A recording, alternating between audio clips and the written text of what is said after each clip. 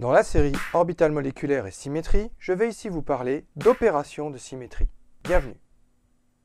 La première chose qu'il faut définir lorsque l'on veut parler d'opération de symétrie, c'est avant tout l'élément de symétrie. L'élément de symétrie est un objet géométrique. Ça peut être un point, une droite, un plan, ou encore l'association d'une droite et d'un plan. Cet élément de symétrie permet de définir l'opération de symétrie. Une opération de symétrie est une transformation isomorphe de l'espace, autrement dit une transformation qui conserve les distances et qui transforme l'objet auquel on s'intéresse en une image qui est indiscernable de l'objet initial. On dit que l'objet est globalement invariant par l'opération de symétrie. L'élément de symétrie permet la définition de l'opération de symétrie. Considérons par exemple le système plan carré représenté ici à ma gauche. Eh bien, ce système plan carré est invariant si on lui applique une opération de rotation d'un demi-tour autour de l'axe représenté ici en vert. À présent que nous avons bien fait la différence entre l'élément de symétrie, autrement dit l'objet géométrique qui permet de définir l'opération de symétrie, et l'opération de symétrie, autrement dit la transformation de l'espace qui permet de laisser le système invariant, nous allons parcourir les 5 opérations de symétrie qui existent. La première opération de symétrie est l'élément neutre des opérations de symétrie. Il s'agit de l'opération identité, elle est notée E. Considérons à nouveau le système plan carré que nous avons utilisé tout à l'heure. Un point objet est transformé par cette opération en un point image qui lui est strictement identique. La seconde opération à laquelle nous allons nous intéresser est l'opération inversion, elle est notée I. Cette opération de symétrie est associée à un élément de symétrie de type point appelé centre d'inversion. Ce centre d'inversion, s'il existe, est unique dans le système, et le symbole utilisé pour le désigner est le même que celui utilisé pour désigner l'opération d'inversion qui lui est associée, à savoir le symbole I. Un point objet se transforme par l'opération inversion en un point image qui est son symétrique par rapport au centre d'inversion.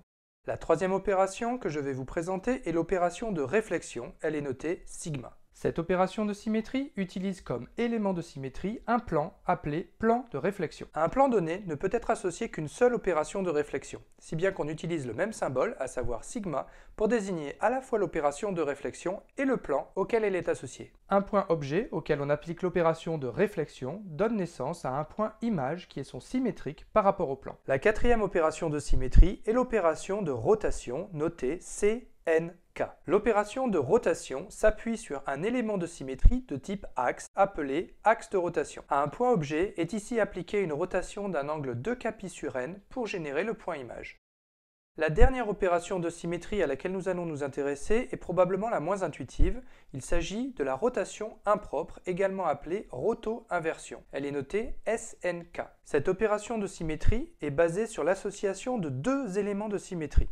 Un axe, qui est un axe de rotation, et un plan de réflexion qui est orthogonal à l'axe de rotation et passe donc nécessairement par le centre du système. Par cette opération, le point objet subit d'abord une rotation d'un angle 2π sur n autour de l'axe, puis ensuite une réflexion par rapport au plan. Pour résumer, les 5 opérations de symétrie auxquelles on est confronté dans le cadre de la théorie des groupes ponctuels de symétrie sont l'identité, l'inversion, la réflexion, la rotation et la rotation impropre. De façon à illustrer de manière un peu plus concrète ces nouveaux concepts, nous allons les appliquer à un cas que vous connaissez bien, qui est celui de la molécule d'eau.